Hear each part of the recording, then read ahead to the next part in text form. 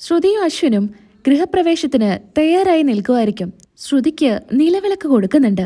അങ്ങനെ വിളക്ക് പിടിച്ച് അശ്വിന്റെ മുഖത്തോട്ട് നോക്കുന്നുണ്ട്. അശ്വിനും അതുപോലെ തന്നെ ശ്രുതിയെയും നോക്കുകയാണ്. കട്ടിലയിൽ വെച്ചിരിക്കുന്ന അരി തട്ടി ശ്രുതി കയറാനായി നിൽക്കുമ്പോൾ അഞ്ജലി പറയുന്നുണ്ട്, ഈ കുടുംബത്തിന് ഒരു ആചാരമുണ്ടെന്ന് അറിയാലോ. ഗൃഹപ്രവേശം ചെയ്യേണ്ടത് ഭർത്താവ് ഭാര്യയെ എടുത്തുള്ളിലോട്ട് പോകണമെന്ന് അഞ്ജലി പറയാണ്. ഇത് കേട്ട് വീണ്ടും ശ്രുതി അശ്വിന്റെ മുഖത്തോട്ട് ഇങ്ങനെ നോക്കുന്നുണ്ട്. അങ്ങനെ അവസാനം അശ്വിൻ ശ്രുതിയെ എടുത്ത് ഉള്ളിലോട്ട് പോവാണ്. അങ്ങനെ അഞ്ജലിയും മുത്തശ്ശിയും ഒക്കെ സന്തോഷത്തില് ഉള്ളിലോട്ട് പോകുന്ന സമയത്ത് മനോരമ ശ്യാമിനോട് പറയുന്നുണ്ട്, മരുമകൻ എന്താ ചിന്തിക്കുന്നേന്ന് എനിക്ക് മനസ്സിലായി. ഇതിപ്പോ ശവപ്പെട്ടിയുടെ കൂടെ ഒരു തീപ്പെട്ടി ഫ്രീ കിട്ടിയെന്ന പോലെ ചേച്ചിക്കൊപ്പം അനിയത്തി കൂടെ എങ്ങ് പോന്നു.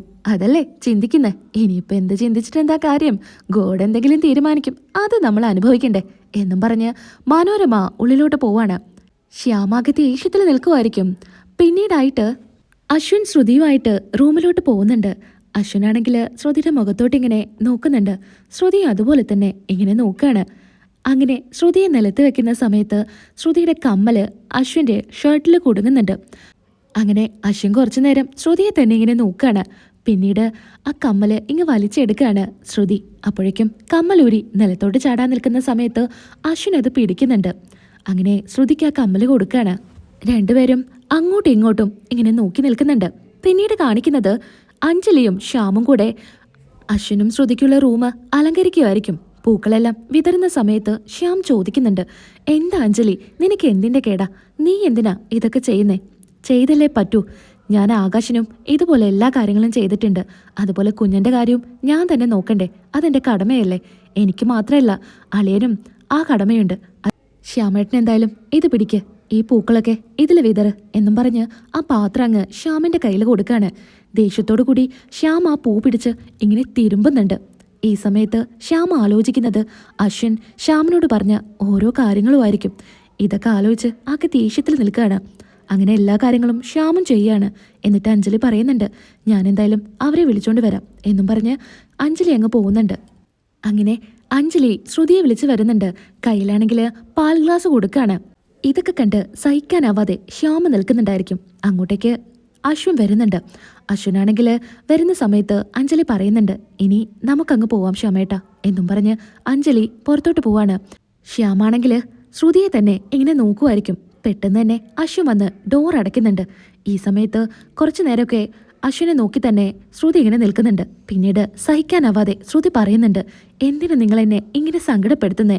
എന്താവശ്യത്തിനാ എന്നെ ഇങ്ങോട്ട് കൊണ്ടുവന്നേ എന്നൊക്കെ ചോദിച്ച് സങ്കടത്തില് ശ്രുതി പറയുമ്പോൾ അശ്വിൻ പറയുന്നുണ്ട്, നിന്റെ മനസ്സിലിരിപ്പൊക്കെ എനിക്ക് നന്നായിട്ടറിയാം. നീ വിചാരിച്ച ജീവിതമൊന്നും നടക്കാൻ പോകുന്നില്ല, അതുറപ്പാ. എനിക്ക് അങ്ങനെയൊന്നും ആഗ്രഹമില്ല.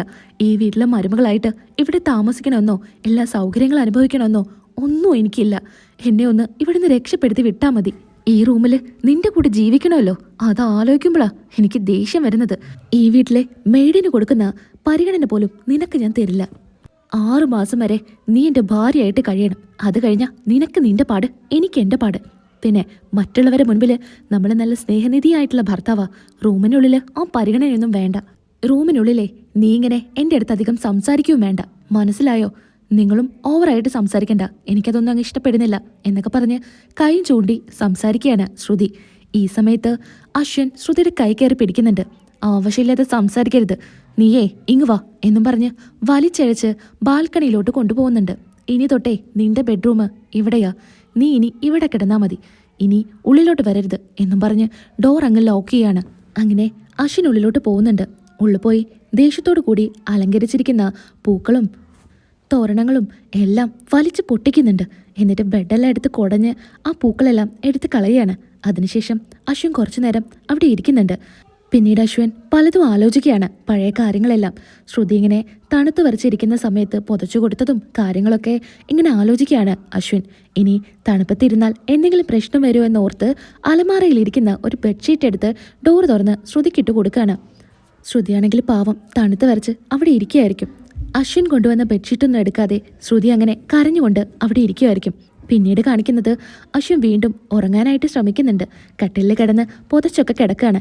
എന്നാലും ശ്രുതിയുടെ ഓർമ്മകൾ ഇങ്ങനെ മനസ്സിലോട്ട് വരുന്നുണ്ട്. ചെയ്തത് തെറ്റാണെന്ന് അശ്വിന് തോന്നുകയാണ്. ഉറക്കം വരാതെ അങ്ങോട്ടും ഇങ്ങോട്ടും തിരിഞ്ഞു കിടക്കുമായിരിക്കും. അങ്ങനെ അവസാനം അശ്വിന് തോന്നുന്നുണ്ട് ചെയ്തത് ശരിയല്ല, അവളെ ഉള്ളിലോട്ട് കൊണ്ടുവരാമെന്ന്. അങ്ങനെ പതിയെ പോയി ഡോറ് തുറക്കുന്നുണ്ട്. എന്നിട്ട് ശ്രുതിയോട് പറയുന്നുണ്ട്, നീ ഒരു കാര്യം ചെയ്യ, ഉള്ളിൽ വന്ന് കിടക്ക്. നിന്നോട് ഞാൻ അത്ര പരിഗണന കാണിക്കൊന്നുമല്ല, ഒരു മനസാക്ഷിയുടെ പുറത്ത് മാത്രം. നീ ഉള്ളിലോട്ട് വന്നോ. ഈ തണുപ്പത്ത് കിടന്ന് നിനക്കിനി എന്തെങ്കിലും സംഭവിച്ചാ എല്ലാവർക്കും മറുപടി ഞാൻ തന്നെ കൊടുക്കണ്ടേ. അതുകൊണ്ട് മാത്രം നീ ഉള്ളിലോട്ട് വന്നോ. ഈ സമയത്ത് ശ്രുതി പറയുന്നുണ്ട്, വേണ്ട, ഞാൻ ഇവിടെ തന്നെ കിടന്നോളാം. നിങ്ങൾ നിങ്ങളുടെ ഇഷ്ടത്തിന് ഉള്ളിൽ പോയി കിടന്നോ. ഞാൻ കുറച്ച് താഴ്ന്നു നിന്നപ്പോൾ നീ എൻ്റെ തലയിൽ കയറാൻ നിൽക്കരുത്. മര്യാദയ്ക്ക് ഉള്ളിലോട്ട് വാ എന്ന് അശ്വിൻ പറയുമ്പോൾ ശ്രുതി ഉള്ളിലോട്ട് പോകുന്നുണ്ട്. അശ്വിൻ്റെ കട്ടിലിൽ വന്ന് ശ്രുതി ഇരിക്കുകയാണ്. നീ എന്തിനാ കട്ടിലിരിക്കുന്നേ? പിന്നെ ഞാൻ എവിടെ കിടക്കാനാ? അങ്ങനെ അശ്വിനും ശ്രുതിയും കൂടെ വീണ്ടും വഴക്കിടുകയാണ്.